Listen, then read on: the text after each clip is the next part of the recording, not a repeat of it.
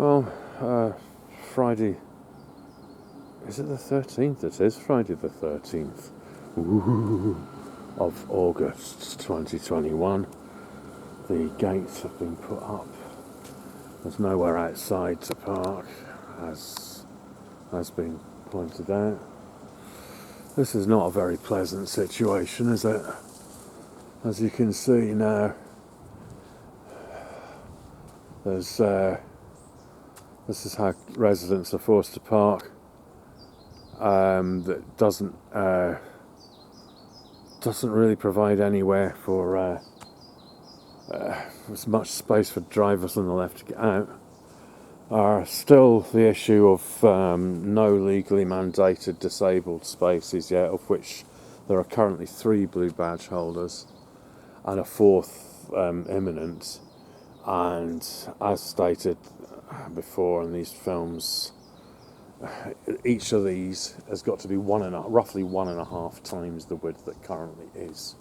So for 4 cars, you're going to need the equivalent of 6 spaces. So when the 4th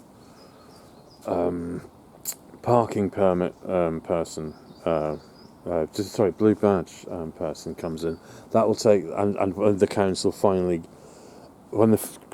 finally observes its legal duty to provide the legal you know what I mean. There will be 6 bays used up, leaving space for just 3 cars.